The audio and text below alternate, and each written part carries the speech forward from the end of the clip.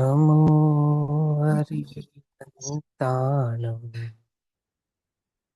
नमो सिद्धानं नमो आयुर्विज्ञानं नमो अध्यायानं नमो लोये सबसाहुनं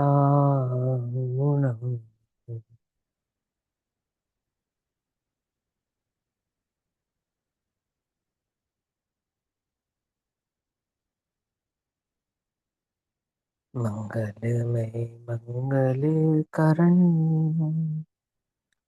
वीतराग विज्ञान नमः ताहि जाति भय अरहंतादिमः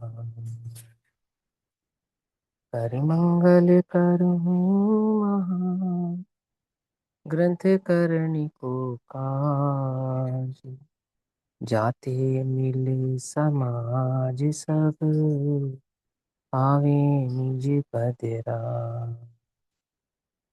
इस भव तरु कामूले जानहु मिथ्या भाव ठाको करि निर्मूल अब करहु मोक्ष पान।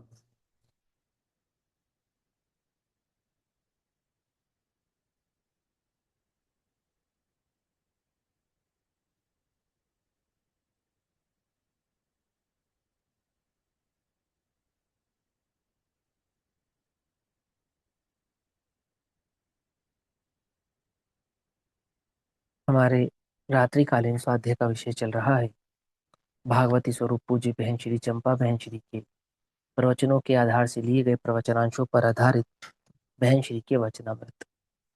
इन पूज्य बहन श्री के वचनामृतों पर जो पूज्य गुरुदेव श्री के प्रवचन हुए हैं उन प्रवचनों के आधार से हम सभी इन वचनामृतों के भाव को समझ रहे हैं, जिसमें बहन श्री का वचनामृत क्रमांक 77 और पूज्य गुरुदेव श्री का प्रवचन क्रमांक 24 चल रहा है। पेज नंबर 204 204 पेज नंबर है। यहाँ कहते हैं राग द्वेष की भूसी कूटने से क्या लाभ है, उसमें से दाना नहीं निकलेगा।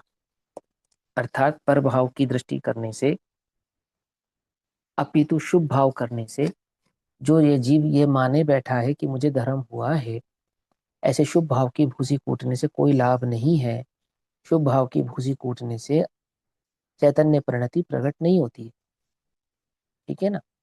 जो अपना एक उद्देश्य है ना, अपना एम है, कुछ एम है या नहीं है ना। आत्मार्थी का एक एम होना चाहिए। क्या एम है कि मुझे मेरे चैतन्य प्रभु का अनुभव करना है, स्वीकृति करनी है ना। पूज्य गुरुदेव श्री इस बात को ऐसा कहते थे कि अंतरंग में ये प्यास बनी रहनी चाहिए कि मुझे इस चैतन्य भगवान आत्मा का अनुभव करना है। मैं हूं ये तो स्वीकार करना ही है, एम नक्की कर, परंतु एम अनुभव भी कर, है ना। और जिनको अनुभव हुआ है उनसे कहते थे कि अपने स्वरूप में थई जा, है ना, उसमय हो जा, वहां पे ठहर जा। जो चैतन्य का मैंने अनुभव किया है वहां में ठहर जाऊं। ये भाव तो हर आत्मार्थी के अंतरंग में होना ही चाहिए। तो हाँ, वस्तु स्वरूप समझने के लिए यहाँ कहते हैं कि शुभ भाव की भूसी कूटने से कोई लाभ नहीं। चैतन्य की आत्मा के तुमने परिणाम कर लिए, विचार कर लिए, विकल्प कर लिए, स्वाध्याय के विकल्प कर लिए, शुभ भाव में उपयोग को लगा लिया, इससे कुछ लाभ होने वाला नहीं है। अपितु इस वस्तु स्वरूप को समझकर इस चैतन्य प्रभु भगवान आत्मा की दृष्टि करने का उद्यम कर, ये कहते हैं। तो यहाँ कहते हैं जिस प्रकार भूसी कूटने से कोई लाभ नहीं होता, ये तो लोक में प्रसिद्ध बात है कि रेत पेलने से तेल नहीं निकलता, भूसी कूटने से दाना नहीं निकलता। उसी प्रकार पुण्य का व्यवहार का भूसा कूटने से उसमें व्यर्थ श्रम करने से क्या लाभ है। ठीक है ना। तुम किसका श्रम मत करो, पुण्य का श्रम मत करो, तो क्या करें, पाप करें। तत्व का चिंतन करो, स्वरूप में स्थिर होने का प्रयास करो, ये वहां अपने उपयोग को अपने चैतन्य की ओर स्थिर करने का प्रयास करो। समझे ना। अब वो होगा तो शुभ भाव, लेकिन शुभ में संतुष्टि है ना, वो जो वो उतना करके जो संतुष्ट है उसका निषेध कर रहे हैं कि पुण्य का भाव करने मात्र से तो कुछ लाभ होने वाला नहीं है। व्यवहार और निमित्त से कार्य होता है या नहीं होता है, जो ऐसी मान्यता है तो क्या कहते हैं, व्यवहार। व्यवहार किसको कहते हैं? देखो ये तो लोक में ऐसा नाम पड़ गया कि व्यवहार में ऐसा करते हैं, निश्चय में ऐसा करते हैं। लेकिन ये जो बहिर्मुख उपयोग है, जो शुभ परिणति में बहिर्मुख उपयोग की बहिर्मुखता है, इसको आगम भाषा में व्यवहार कहते हैं। ठीक है ना? ये व्यवहार है और निमित्त से कार्य होता है। अर्थात देव शास्त्र गुरु की भक्ति करूंगा तो कार्य हो जाएगा, 2-4 घंटे स्वाध्याय करूंगा तो कार्य हो जाएगा, अथवा शुभ परिणामों में रहूंगा तो कार्य हो जाएगा, ऐसा जो अंतरंग में मान्यता है। यह बात असह लगेगी, व्यवहार और निमित्त होते हैं किंतु उससे कार्य नहीं होता। व्यवहार भी होता है, निमित्त भी होता है। व्यवहार क्या होता है कि जिस आत्मार्थी को आत्मा रुचता है, उस आत्मार्थी का जो जीवन होता है वो 5 इंद्रिय के विषय कषायों से छूटा हुआ होता है और स्वभाव की ओर ढुला हुआ होता है। उसके जीवन में देवशास्त्र गुरु की भक्ति भी होती है, स्वाध्याय आदि भी होता है, तत्वाभ्यास चिंतन आदि के परिणाम सभी होते हैं, परंतु उससे कार्य होता हो ऐसी उसकी मान्यता नहीं है और उससे कार्य होता भी नहीं है। तो कार्य किससे होता है कि ये सब भाव तो होते हैं, परंतु स्वभाव का आश्रय कर कर अपने उपयोगों को वहां स्थिर करे, कार्य तो उससे होता है, ऐसा। तो कोई कहता है सच्चा निमित्त मिले तो कार्य सुधरता है और झूठा निमित्त मिले तो बिगड़ता है, ऐसा नहीं है, है? तो कहते हैं वस्तु में सुधरने बिगड़ने का प्रत्येक कार्य अपनी उपादान शक्ति से होता है, निमित्त से नहीं। अर्थात जो निमित्त होता है ना, निमित्त, उसमें सच्चा झूठापना नहीं होता, फिर भी उपादान की शक्ति के आधार से ही कार्य होता है। जो निमित्त में सच्चा झूठापना आता है वो उस पे आरोपित आरोप आता है। देखो सुनो, सच्चे देवशास्त्र गुरु सच्चे निमित्त हैं, झूठे निमित्त हैं? ये सच्चे निमित्त है, लेकिन तुम कार्य करो तो, समझे ना? तुम उपादान का आश्रय लो तो, अब सच्चे निमित्त तो मिल गए और कार्य नहीं हुआ, उससे क्या होगा बोलो? और नरक आदि में सच्चे निमित्त भी नहीं मिलते, है ना? वहां निमित्त क्या है? वहां तो निमित्त है ना नरक के दुख, वो निमित्त है। तिरंज आदि गति में निमित्त क्या है? तिरंज आदि गति में नरक के दुख, तिरंज आदि गति के दुख, ये तो निमित्त है। इनसे कार्य होता है क्या? बोलो। दाल अलग और छिलका अलग, ये निमित्त था शिव भूति को। तो सच्चा निमित्त है, झूठा निमित्त है? विचार करो। तो निमित्त का सच्चा झूठापना क्या है? उपादान की योग्यता होनी चाहिए, शक्ति होनी चाहिए, तो जो निमित्त मिलता है वो आपो आप ही कार्य रूप होता है। तो दोनों तरफा की बातें हैं। तो यहाँ कहते हैं वस्तु में सुधरने बिगड़ने का प्रत्येक कार्य अपनी उपादान शक्ति से होता है, निमित्त से नहीं। माने निमित्त के आधार से वक्त आपका उपयोग बिगड़े ऐसा नहीं। वो कैसा है? आपकी उपादान शक्ति, आपकी रुचि, अपना आपका आधार, है ना, उससे कार्य होता है। कठिन काम है भाई। मिथ्यात्व के पोषण पूर्वक बाह्य त्याग दिखाई देता है और लोग उसे बढ़ गया मानते हैं। देखो ये बात थोड़ा ध्यान से समझने वाली बात है, पूज्य गुरुदेव श्री ने क्या कहा है यहाँ पर। कहते हैं मिथ्यात्व के पोषण पूर्वक बाह्य त्याग दिखाई देता है। सुनो सुनो ध्यान से सुनो, आपका जो बाह्य त्याग है वो मिथ्यात्व का पोषक है, ऐसा नहीं कह रहे हैं। ये कह रहे हैं मिथ्यात्व का भीतर में पोषण करके, कि मैं त्याग करूंगा तो मुझे धर्म होगा, ऐसा अंतरंग में अपनी मान्यता का पोषण करके जो बाह्य त्याग करता है, ऐसा कह रहे हैं। कुछ बात समझ में आई नहीं आई? क्यों कहा ये मैंने ऐसा? यहाँ पर मैंने स्वयं अर्थ सुना है ऐसा, क्या कि बाह्य त्याग करने से मिथ्यात्व का पोषण होता है, ऐसा अर्थ नहीं है यहाँ पर। यहाँ क्या कह रहे हैं? अंतरंग में पहले एक मान्यता अंतरंग में धारण की, क्या कि जो मैं बाह्य त्याग करूंगा, जो भी मुझे 5 इंद्रिय के विषय कषाय के त्याग होंगे, वो क्या करेंगे? वो मुझे अंतर की ओर लेकर जाएंगे, अर्थात मेरी मुक्ति के कारण बनेंगे या मेरे शुद्धोपयोग के कारण बनेंगे। इस मान्यता के साथ, इस मान्यता के साथ कि त्याग में धर्म है, इस मान्यता के साथ जब वो वह त्याग करता है तो पोषण किसका करता है? मिथ्यात्व का करता है, सीधी सी बात है। क्योंकि उसकी यही मान्यता है कि त्याग में धर्म है, और त्याग करता है तो क्या मानता है कि मुझे धर्म हो गया, क्योंकि त्याग में धर्म है। आई बस समझ में? ऐसा कह रहे हैं। तो यहाँ कहते हैं कि मिथ्यात्व के पोषण पूर्वक पहले मिथ्यात्व का पोषण किया, और उस पोषण के आधार से पोषण पूर्वक क्या किया? बाह्य त्याग दिखाई दिया, और बाह्य त्याग दिखाई देता है और लोग उसे बढ़ गया मानते हैं। तो मिथ्यात्व का पोषण करने वाले ऐसा मानते भी है कि देखो अहो, देखो भैया कुछ भी कहो, तपस्या तो है, छोटी बात तो नहीं है। एक समय भोजन करना, सर्दी गर्मी सहना, निर्वस्त्र रहना, छोटी बात तो नहीं है। नंगे पांव चलना, पाँव में छाले पड़ जाते, बड़ी तकलीफ होती है, छोटी बात तो नहीं है। क्यों? इतना किया तो शाबाश, परंतु परंतु यह तो मिथ्यात का पोषण करने वाला है। कब? कब? जब अंतरंग में इस मान्यता के साथ होवे कि त्याग में धर्म है। अब त्याग में धर्म है, परंतु कौन से त्याग में धर्म है? इस मान्यता के त्याग में धर्म है कि पर से मेरा कार्य होता है और मैं पर का कार्य करता हूं। ऐसा, इस मान्यता के त्याग का नाम धर्म। मान्यता तो त्याग ही नहीं, और वस्तु जिसको कभी ग्रहण नहीं किया था, उसके त्याग मात्र का नाम धर्म मान के बैठा है। परंतु वास्तव में तो भीतर सम्यक श्रद्धा में प्रत्येक वस्तु का परिणमन स्वतंत्र है। ऐसी स्वाधीनता की श्रद्धा और ज्ञान में गड़बड़ करता है। समझ नहीं बात? जो वस्तु का स्वरूप है, द्रव्य गुण पर्याय का स्वरूप है, वस्तु की स्वतंत्रता है, उसके परिणमने का जो आधार है, ऐसे द्रव्य गुण पर्याय और उसकी स्वतंत्रता के स्वरूप में तो क्या करता है? गड़बड़ करता है। ना अपने चैतन्य स्वरूप की खबर है, ना अपने अपने आत्मा की, जो पर से भिन्न अपना चैतन्य भगवान आत्मा है, ना उसकी खबर है। तो पहली धारणा क्या की? कि मैं भोगता हूं, और मैं जब भोगने का त्याग करूंगा तो धर्म होगा। क्या कहा? उल्टी हो गई ना सारी, गड़बड़। गड़बड़ हो गई ना पूरी की पूरी। मैं परद्रव्य को भोग नहीं सकता हूं और परद्रव्य की भोगने की मान्यता से दुखी हूं, ऐसी मान्यता का तो त्याग नहीं किया। अपितु क्या पोषण किया? कि मैं परद्रव्य को भोग सकता हूं, और उस द्रव्य का जब मैं त्याग करूंगा तो मुझे क्या होगा? तो मुझे धर्म होगा। तो वो धर्म किसके आधार से हुआ? वो इंद्रिय के आधार से, शरीर के आधार से अपने धर्म को उसने माना। उपयोग का पलटना नहीं हुआ। वस्तु स्वरूप में चैतन्य की भिन्नता देह की भिन्नता से भिन्न है, ऐसा अंतरंग में जानना नहीं हुआ। ये बात समझ में आनी चाहिए, गहराई से समझ में आनी चाहिए बहुत।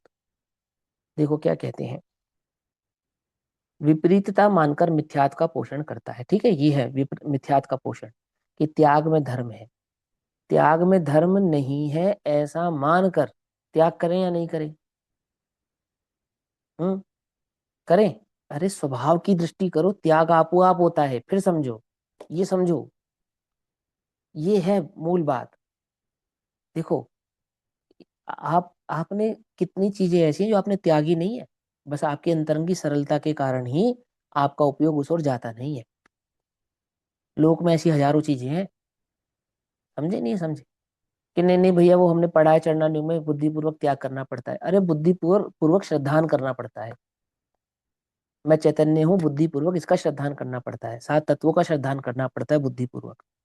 तब क्या होता है? तब बाहर से रुचि घटती है, और जो रुचि घटती है ना, तो त्याग आपो आप होता है।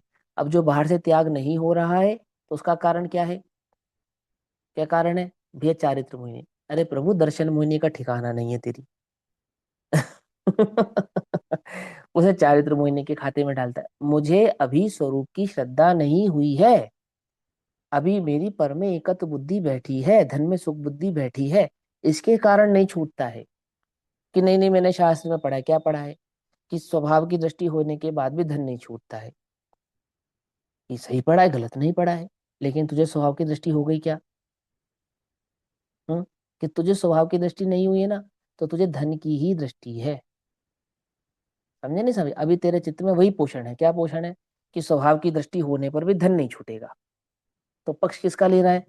अंतर में रस किसका आ रहा है? धन का आ रहा है। कि वो छूटेगा नहीं, उसको छोड़े बिना स्वभाव की दृष्टि हो जाती है, उसे छोड़ने की जरूरत नहीं है। हम कह रहे हैं ग्रहण और छोड़ने की बात छोड़, उससे विभक्त, उससे भिन्न, अत्यंत भिन्न, अति निर्दयता पूर्वक भिन्न अपने चैतन्य की दृष्टि करता है या नहीं करता है?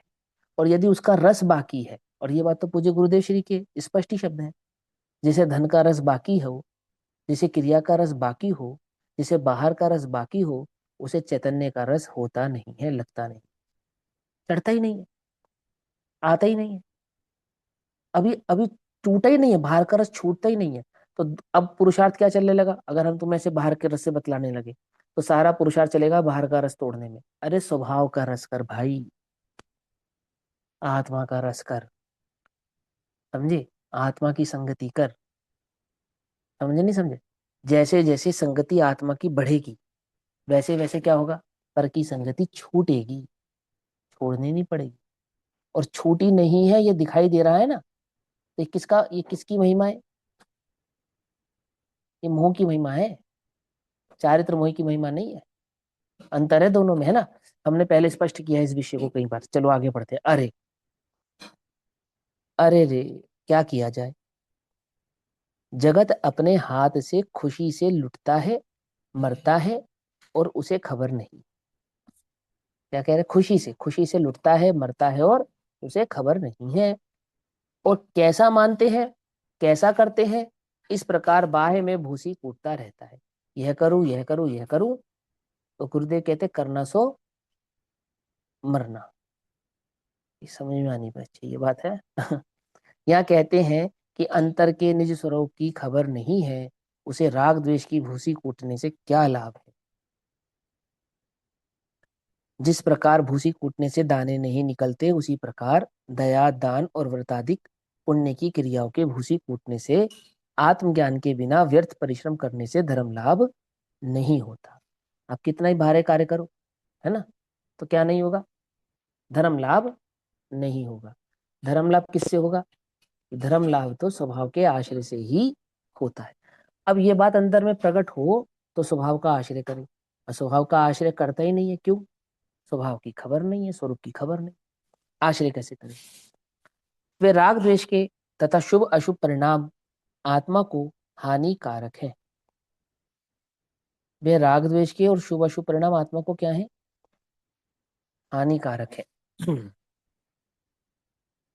वे राग द्वेष के और शुभ अशुभ परिणाम आत्मा को हानिकारक है। क्या मतलब है इसका? सोचो ध्यान से। शुभ अशुभ परिणाम होते हैं या नहीं होते? कि भैया पुद्गल के होते हैं, हमारे नहीं होते। हम तो भेद ज्ञान कर लेते हैं उसी समय। क्या भेद ज्ञान कर लेते हैं? कि मेरे नहीं है। किसके हैं? पुद्गल के हैं। आत्मा को हानिकारक है। आत्मा को हानिकारक है। आत्मा कौन है? हानिकारक समझते हो? नहीं समझते तुम हानिकारक? नहीं पता? नहीं पता। कोरोना में बाहर निकलना हानिकारक लगा ना जिस जिसको, उसने क्या किया है? क्वारंटाइन कर लिया ना खुद को। कर लिया, नहीं कर लिया? बंद कर लिया तो स्वयं अपनी स्वेच्छा से, अपनी स्वेच्छा से बाहर निकलना बंद कर दिया था, नहीं कर दिया था? क्यों? क्योंकि बाहर निकलना क्या लग रहा था? हानिकारक लग। हानिकारक माने मृत्यु को बुलावा, मृत्यु को बुलावा। ये जहर है, मर जाओगे, ओहो अच्छा, देख, हमें नहीं खाना, हानिकारक है। समझ में आती है बात? नहीं समझ में आती? ये राग द्वेष के परिणाम क्या है? ये आत्मा को हानिकारक है। राग द्वेष करता है। राग द्वेष में दिन रात शुभाशुभ भावों से मेरा व्यापार चला कर, दिन रात। और कहता है मैं तो इनसे भिन्न हूं, मैं तो इनसे भिन्न हूं। करता राग द्वेष है, करता राग द्वेष है। राग की बातें, द्वेष की बातें, उसने मुझे ऐसा कह दिया, उसने मेरे साथ ऐसा कर दिया, अमुक मेरी बात नहीं मानता, अमुक मेरे अनुसार नहीं चलता। सारा दिन यही विकल्प, सारा दिन। दुकान सही नहीं चल रही, धंधा सही नहीं चल रहा, पति सही नहीं चल रहा, बच्चे सही नहीं चल रहे, सारा दिन यही गोरख धंधा। क्या करे डॉक्टर साहब? बस कुछ ऐसा कर दो, शरीर ठीक हो जाए, शरीर ठीक हो जाए, शरीर ठीक हो जाए, मैं ठीक हो जाऊं, स्वस्थ हो जाऊं, स्वस्थ हो जाऊं। ये प्रभु, राग द्वेष के परिणाम आत्मा को हानिकारक है। ये समझ में आती बात? नहीं समझ में आती? राग द्वेषों में कौन से राग द्वेष नजर आते हैं? वो युद्ध भूमि में होने वाले राग द्वेष के परिणाम, वो राग द्वेष के परिणाम है। हम थोड़ी राग द्वेष करते हैं। हम तो भैया बहुत शांत है, बहुत, हमें नहीं जरा सा भी राग है। घर में सिद्ध हो गए हम, है।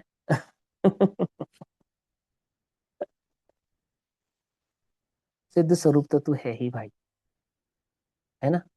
सिद्ध स्वरूप तो तू है ही। लेकिन स्वभाव की दृष्टि, स्वभाव की दृष्टि के बिना कुछ नहीं है। देखो क्या कहते हैं, राग द्वेष के तथा शुभ अशुभ परिणाम आत्मा को हानिकारक है। इनमें इनमें तो उपयोग सारा दिन लगा रहता है। सारा दिन यही चलता रहता है, यही चलता रहता है सारा। अभी तुम्हें आधा पौना घंटा स्वाध्याय करोगे, देखो, छल नहीं ग्रहण करना, बहुत ध्यान से समझना। किस चीज की संतुष्टि है अंदर में? कि मैंने स्वाध्याय किया, बस यही ना। धर्म किया मैंने आज, क्या धर्म किया कि मैंने 1 घंटा 2 घंटा 3 घंटा स्वाध्याय किया, तो ये संतुष्टि है। राग द्वेष के परिणाम शुभाशुभ परिणाम आत्मा को हानिकारक है, और राग द्वेष से परे अंतरंग में वीतराग परिणति जो मेरा वास्तव में स्वभाव है, परिणाम से परे जो चैतन्य स्वभाव भगवान आत्मा में स्वयं हूँ, उसकी दृष्टि कौन करेगा? उसकी और उपयोग लेकर कौन जाएगा? बोलो, और अभी नहीं तो फिर कब? अब नहीं ले जा पाएगा तो कब लेकर जाएगा?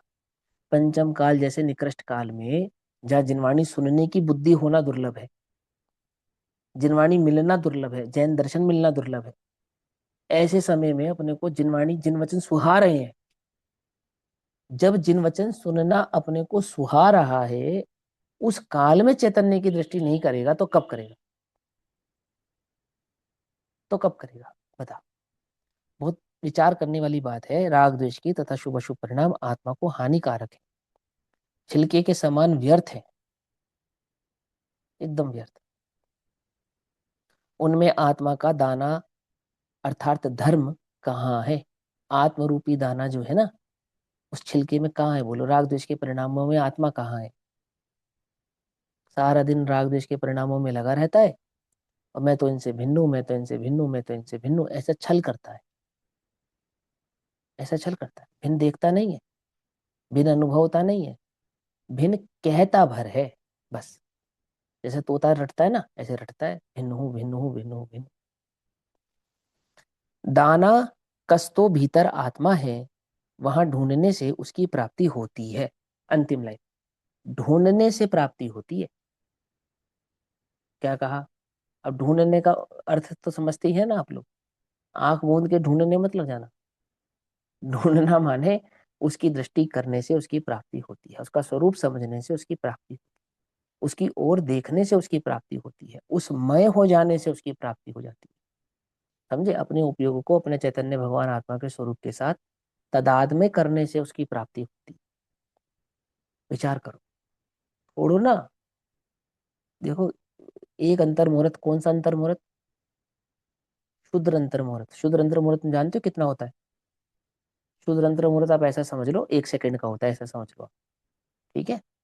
शुद्र अंतर मुहूर्त 1 या 2 सेकंड का होता है, आप लोगों की भाषा में होता है तो एक आवली जमा प्लस कुछ समय का होता है, लेकिन आप 1 या 2 सेकंड समझ लो। तो अब 1 2 सेकंड कितनी देर होती है? एक 1 सेकंड का टाइम हम आपको देते हैं। अगर आपके आसपास घड़ी लगी है तो घड़ी को देखो, वो जो चलने वाली सुई है ना, जितनी देर में वो खिसकती है, बस उतनी देर का समय। समझ में? सेकंड वाली सुई जितनी देर में खिसके एक जगह से दूसरी जगह जावे एक बार में, उतना समय। उतना समय यदि तू सारे जगत के उपयोग को छोड़ देवे और चैतन्य की दृष्टि कर लेवे, तो तुझे आत्म अनुभव हो जावे।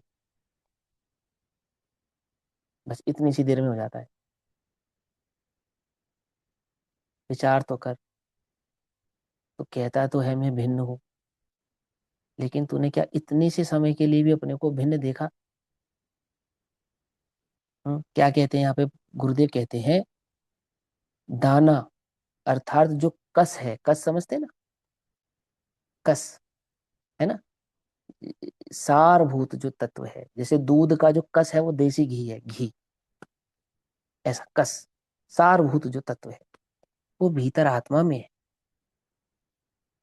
वहां ढूंढने से उसकी प्राप्ति होती है, वहां उपयोगों को ले जाने से उसकी प्राप्ति होती है, उस ओर देखने से उसकी प्राप्ति होती है। पर से एकत्व बुद्धि तोड़कर भिन्न तत्व को अबध स्पष्ट अनन्य नियत अविशेष एवं असंयुक्त आत्मा को जाने तो कार्य हो। ध्यान से समझना, गाथा तो आपने समय सार की कई बार पढ़ी होगी, है ना? इस भाव को समझना। देखो क्या कहते हैं, किससे एकत्व बुद्धि तोड़नी है? किससे एकत्व बुद्धि तोड़नी है? पर से एकत्व बुद्धि तोड़नी है, पर से। देखो, विचार तो करो। देखो भैया, धन तो मेरा ही है, पर मैं राग से भिन्न हूं। क्या? परिवार तो मेरा ही है, पर मैं राग से भिन्न हूं। देह तो मेरी ही है, पर मैं राग से भिन्न हूं, द्वेष से भिन्न हूं। देखो, कहा तो उसने मुझे अपशब्द ही है, ठीक। और बदले में मैंने क्या कहा कि बदले में जो भी मेरे मुंह से निकला, सुनना ध्यान से, पर इतनी बात पक्की है कि राग का कर्ता वो भी नहीं और मैं भी नहीं। सुनो ध्यान से, क्या है ये? इतना गड़बड़ घोटाला है इतना गड़बड़ घोटाला है कि पूछो। समझो, ये बड़ा बड़ी गड़बड़ है ये। कि मैं धन से, धन तो धन के बिना जगत में बोलो क्या काम होता है? कोई काम होता है क्या? हाँ, राग से मैं भिन्न हूँ, द्वेष से मैं भिन्न हूँ। अरे गजब किया भाई तूने। राग और द्वेष नाम किसका है? मेरा कार्य जगत में अन्य से होता हो। वो जो पर की दृष्टि है ना, पर वस्तु की जो दृष्टि है, पर से एकत्व बुद्धि तोड़कर, क्या कह रहे हैं? क्या लिखा है बोल्ड अक्षरों में? पर से एकत्व बुद्धि तोड़कर। अब इसकी जो टीका है ना आचार्य अमरचंद्र देव की, वो पढ़ लेना आप समय सारजी में। वहां पर किसको कहा है? वहां पर आपके परिणामों का नाम है या पर उस वस्तु का नाम है जिसमें तू एकत्व भाव धारण किए बैठा है? किसका नाम है? मैं राग द्वेष से भिन्न, राग द्वेष मेरे नहीं है। अरे राग द्वेष होते क्यों हैं? होते क्यों हैं ये तो बतला। ये प्रकट कहाँ से होते हैं? ये कह देह में नहीं हूं, देह को मैं मानता हूं, उससे राग होता है। समझ बात को, पकड़ में आती है? ये धन, ये स्त्री, ये पुत्र, ये मकान, ये मेरे नहीं है। इनमें मैं एकत्व बुद्धि धारण करता हूँ, इसका नाम राग है। मैं राग से भिन्न हूं। अरे राग नाम किसका नाम है? राग है क्या वस्तु? राग वस्तु क्या है? ये बात समझ में आती है नहीं आती? देह से भिन्न देखता नहीं है, राग से भिन्न कहता है। क्या कहा? देह से भिन्न देखता नहीं है, राग से भिन्न हूं ऐसा कहता है। धन आदि से जगत में कार्य होते हो ऐसी मान्यता रखता है, राग आदि से मैं भिन्न हूं ऐसा कहता है। लोक में मान बढ़ाई सम्मान आदि की दृष्टि करता है, राग से मैं भिन्न हूं ऐसी बात करता है। बैठना तो मैं मंच पे ही चाहता हूँ, पहनना तो मैं माला ही चाहता हूँ, है चाहता तो मैं ऐसा ही हूँ कि लोग मुझे देखें, मेरी तारीफ करें, मेरे लिए तालियां बजाएं, मुझे अप्रिशिएट करें, है ना, आदि आदि। वैसे मैं राग से भिन्न हूँ, राग द्वेष से भिन्न। कौन हूं मैं तो एक चैतन्य गायक भगवान आत्मा हूँ। क्यों? कुछ समझ में ही नहीं? अब भगवान ही तो देखना है। स्टेज पे बैठ के नहीं देख सकते कि हम अपने आप को भगवान है। समझना, बात को समझना ध्यान से, है। बहु मेरी बात नहीं सुनती तो मुझे विकल्प उत्पन्न होता है, वैसे मैं राग से भिन्न हूं। अरे भाई, पर से एकत्व बुद्धि तोड़कर, है ना, भिन्न तत्व को, भिन्न तत्व को। अब वो भिन्न तत्व कौन है? मैं भिन्न हूं और देह आदि मुझसे भिन्न है। जो असमान जाति द्रव्य पर्याय में भेद ज्ञान कराया जाता है, मालूम? तेरा एकत्व किसके साथ है? ये तूने आज कहना सीख लिया, राग राग राग। जब एक इंद्रिय पर्याय में था, दो इंद्रिय पर्याय में था, तब थोड़ी तू किसी राग को जानता था। तब भी तेरी एक ही मान्यता थी, मैं देह हूँ। संगी पंचेंद्रिय पर्याय पने में आकर जब तुझे जैन दर्शन की खबर नहीं थी, जैनत्व की खबर नहीं थी, तब नहीं मालूम था तुझे राग द्वेष किसे कहते हैं। तब भी तेरी यही मान्यता थी, मैं देह हूँ। और आज तू बोलना सीख गया है कि राग मुझसे भिन्न है, द्वेष मुझसे भिन्न है, मैं राग द्वेष से भिन्न हूँ। मान्यता तेरी आज भी यही है कि मैं देह हूँ। समझ में आई बात? नहीं समझ में क्या कहना चाहते हैं? तो ना बड़े ध्यान से समझो। उस देह से भिन्न, उस पर द्रव्य से भिन्न। अब ये जो चैतन्य भगवान आत्मा है, कैसा है? आत्मा जो पर से भिन्न वस्तु है, पुद्गल से भिन्न वस्तु है, वह कैसी है? कि वह अबद्ध स्पष्ट, अनन्य, नियत, अविशेष, अविशेष माने सामान्य, एक रूप है ना, सामान्य, एवं असंयुक्त, अर्थात पर से जुड़ा हुआ नहीं है, ऐसा असंयुक्त। ये असंयुक्त भाव है ना, जो असंयुक्त, असंयुक्त, ये असंयुक्त ही द्रव्य कर्म, भाव कर्म और नो कर्म, ये तीनों परिणामों को बतलाने वाला है। असंयुक्त आत्मा को जाने तो कार्य हो, तो कार्य हो, अन्यथा कार्य होता नहीं। अपने को देह से भिन्न ना जाने तो कार्य होता नहीं है। आचार्य अमरचंद्र कहते हैं, समस्त मनुष्य जाति के व्यवहार को त्याग कर एक आत्म आत्म स्वभाव के व्यवहार को धारण कर। आत्म स्वभाव के व्यवहार को, कि व्यवहार तो उपादेय नहीं है। अरे आत्मा का व्यवहार सुनिश्चय, क्या क्या समझे? तो वो निश्चय व्यवहार वाला व्यवहार नहीं, आत्म परिणति का नाम आत्म व्यवहार, समझे? आत्मा में जो परिणति हो उसका नाम व्यवहार। तो देखो कहते हैं राग के करण के साथ भी एकत्व ना कर। करण लिखा है ना, कण के साथ भी, राग के कण के साथ भी एकत्व ना कर। अब राग का कण माने वो परमाणु है ना जिसमें तूने एकत्व बुद्धि धारण की है, वो राग का कण हो गया ऐसा।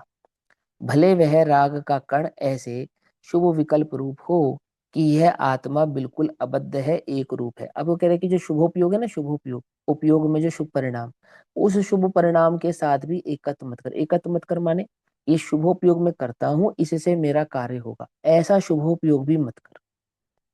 ऐसा मत कर अर्थात उसमें एकत्व मत कर। शुभोपयोग तो होगा, योग्यता अनुसार होगा, भूमिका अनुसार होगा, एकत्व नहीं कर। क्योंकि मैंने किया है ऐसा, ऐसा मैंने परिणाम किया, मैं आत्मा हूँ। अब तो मेरा काम हो जाएगा ना भैया। मैं चिंतन करता हूँ, क्या चिंतन करता हूँ? कि मैं शुद्ध हूँ, बुद्ध हूँ, एक हूँ, ज्ञायक हूँ, चैतन्य भगवान आत्मा हूँ। मैं निरंतर बस यही अपने उपयोग को लगाए रखता हूँ, अब तो मेरा काम हो जाएगा ना। तो विकल्प में उपयोगों को लगाने से कार्य नहीं होता है, विकल्पातीत चैतन्य की दृष्टि करने से कार्य होता है। दृष्टि करने के मार्ग में विकल्प होते हैं, ऐसे ही विकल्प होते हैं, परंतु कार्य तो स्वभाव के आश्रय से ही होता है। तो कहते हैं राग के कण के साथ भी एकत्व ना कर, भले वह राग का कण कैसा हो, शुभ परिणाम वाला ही क्यों ना हो, ऐसा। और शुभ परिणाम कौन सा?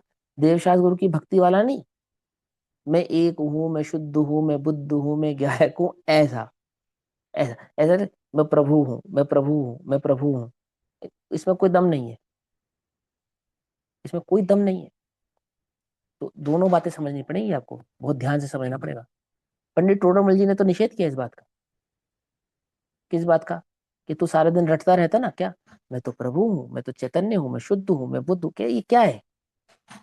इससे नहीं होता तो फिर किससे होता है? चैतन्य शुद्ध बुद्ध भगवान आत्मा के स्वरूप को समझ, स्वरूप क्या है उसका। शुद्ध हूं तो कैसे शुद्ध हूं, प्रभु हूं तो कैसे प्रभु हूं। प्रभु हूं अर्थात मुझे अपना कार्य करने के लिए पर की आवश्यकता नहीं है, ये है प्रभुता।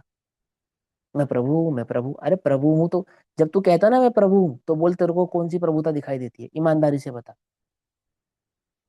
वो पर्यायगत प्रभुता है ना। और कौन सी प्रभुता बची? पर्यायगत प्रभुता में उपयोग लगा है ना, मैं प्रभु हूं। अरे प्रभु हूं माने मुझे मेरा कार्य करने के लिए किसकी जरूरत नहीं है, पर की जरूरत नहीं है। तो स्वभाव की ओर देखना ये प्रभुता है। मैं प्रभु हूं ऐसा ऐसा, ये प्रभुता नहीं। ओहो मैं एकाकी एकत्व लिए सब ही आते, ये है प्रभुता। मैं एक हूं, मैं एक हूं, और कैसा हूं? पूर्ण हूं। क्या कहा? मैं एक हूं और पूर्ण हूं। तो अपने को पूर्ण देखना। कैसा पूर्ण देखना? परिपूर्ण देखना। अब पूर्ण और परिपूर्ण में क्या अंतर होता है? पूर्ण और परिपूर्ण में क्या अंतर होता है, कौन बतलाएगा? है, पूर्ण तो है पूरा, और परिपूर्ण सर्व ओर से पूरा। क्या नहीं समझे? मैं समझाता हूँ। बच्चा होता है ना, बच्चा, छोटा बच्चा होता है, बालक होता है ना, वो पूर्ण होता है या परिपूर्ण होता है?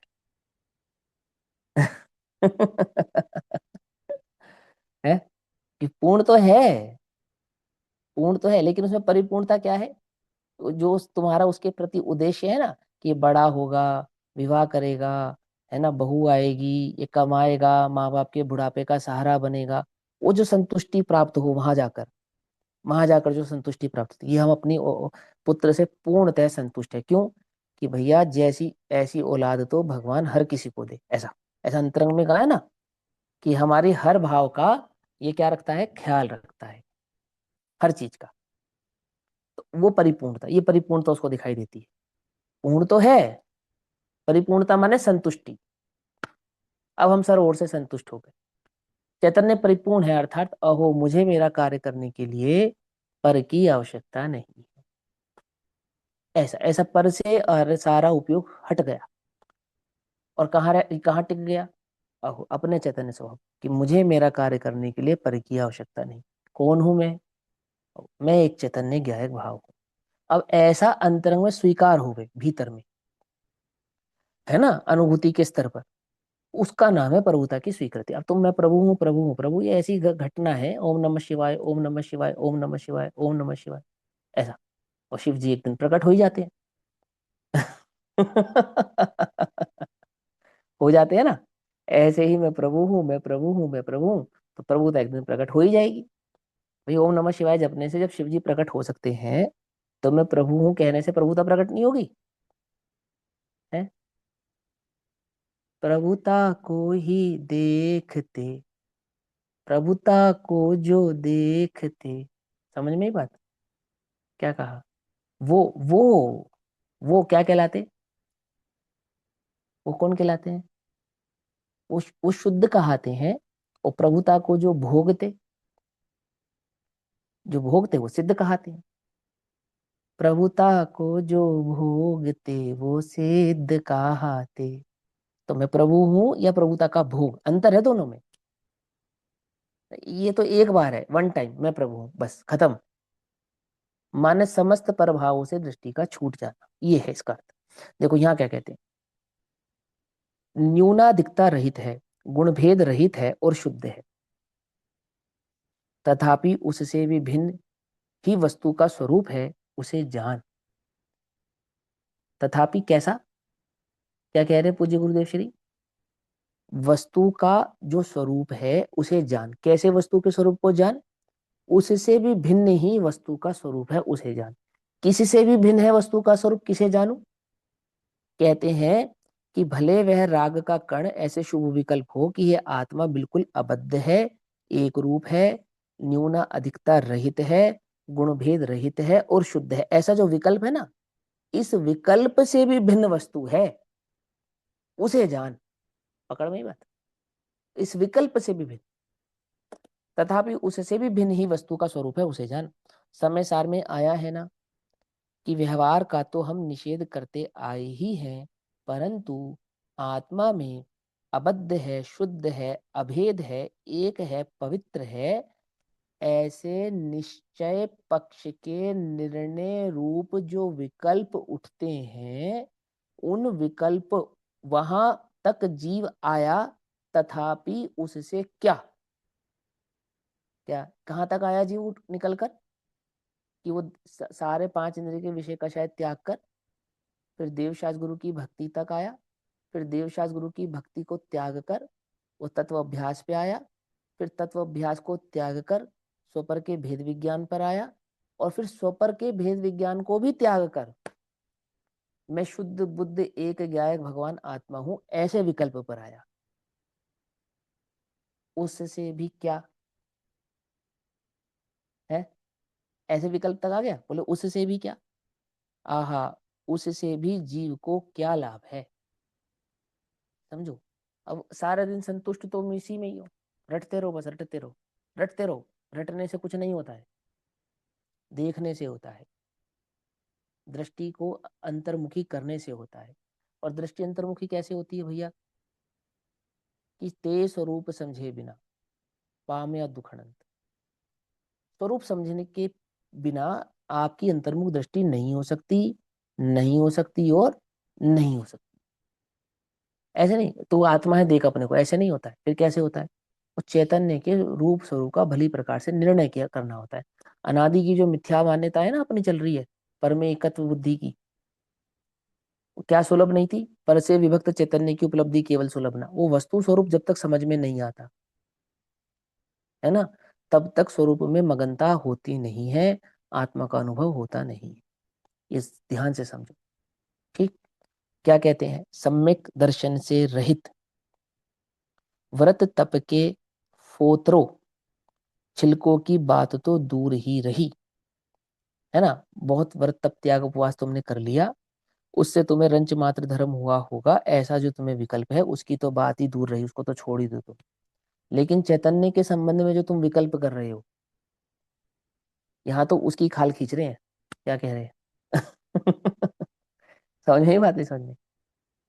वह तो बात दूर रही, यहाँ तो यह कहा है कि आत्मा शुद्ध चैतन्य निर्मल विज्ञान घन और आनंद मूर्ति जिन है, ऐसे विकल्पों तक आ भी गया, तथापि उससे क्या लाभ है, ये बतला। तू उन विकल्पों तक पहुंच भी जाए तो, क्योंकि संतुष्ट तो कहाँ हो जाता है अल्टीमेटली, विकल्पों में।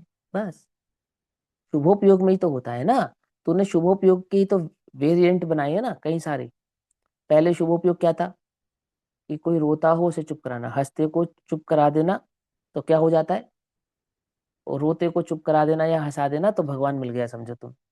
बस यही तो भक्ति है, और क्या भक्ति है। और रोटी पानी के जुगाड़ से हटता हटता हटता हटता कैसे तैसे कहाँ तक आया, इस चैतन्य भगवान आत्मा के विकल्प तक आया। और यहाँ आकर भी कहते हैं यहाँ तक भी पहुंचा तो क्या लाभ, क्योंकि विकल्प से परे भी जो चैतन्य वस्तु है उसकी दृष्टि तो तूने अभी भी नहीं की। संतुष्टि कहाँ हो गई, संतुष्टि तो वही विकल्प में रही।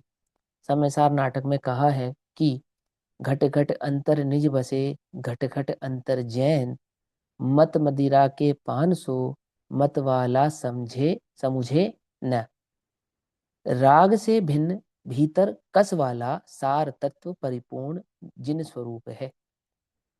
वो विकल्प नहीं, वो वस्तु है। ऐसा, ये चैतन्य अस्तित्व वस्तु है, समझे ना, इसका अस्तित्व है। पर के साथ एकत्व बुद्धि तोड़कर, पर के साथ एकत्व बुद्धि तोड़कर, देह आदि से एकत्व बुद्धि को तोड़कर, भिन्न तत्व को अबध स्पष्ट आदि भावों स्वरूप त्रिकालिक शुद्ध आत्मा को जाने तो कार्य हो, और धर्म का अर्थात अतीन्द्रिय आनंद का लाभ हो। माने उस चैतन्य भगवान आत्मा को जाने, जाना माने मानना, जानना माने मानना, जाने माने अथवा अनुभव करे, एक अर्थवाची है ये।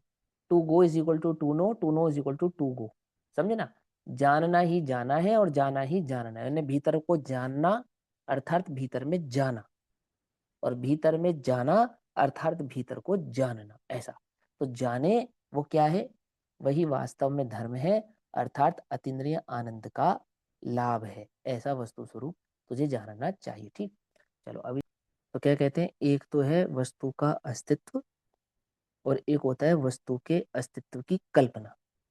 ये दो बातों को ध्यान से समझो। अभी 1 मिनट के लिए भूल जाओ कि हम जैन हैं, भूल जाओ।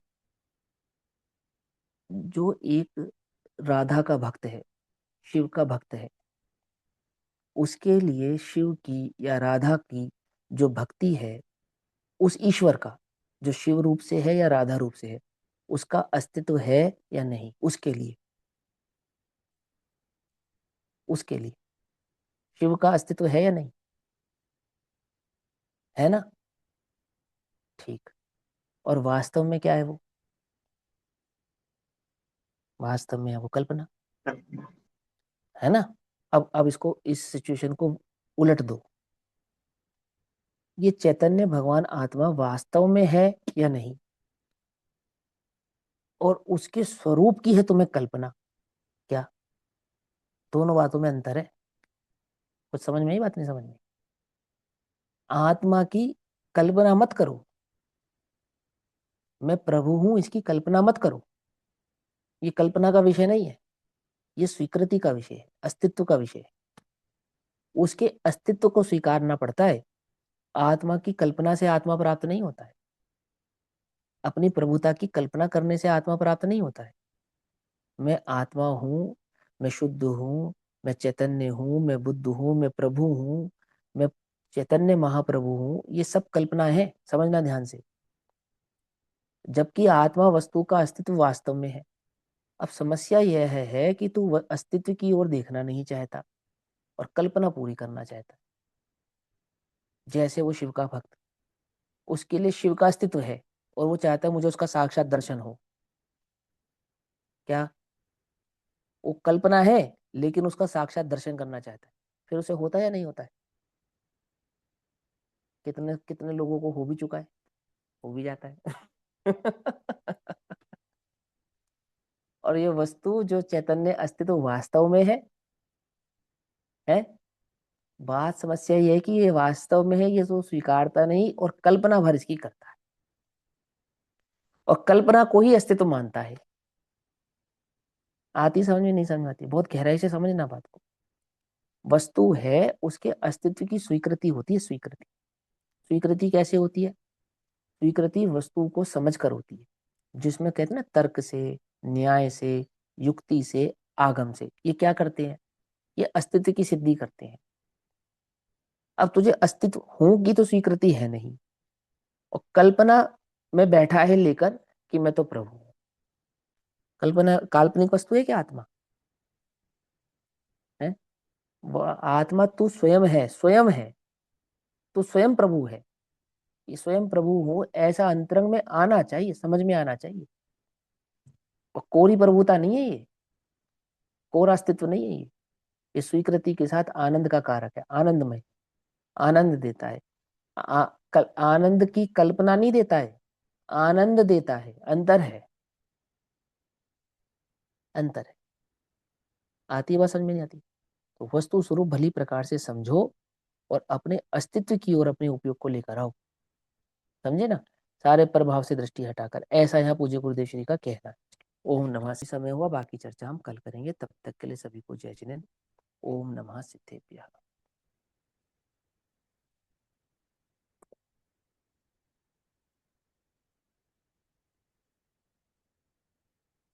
निज निधि निज में बताई, यह अनंत उपकार है उसके लिए, जिनवाणी मां को वंदना शतबार।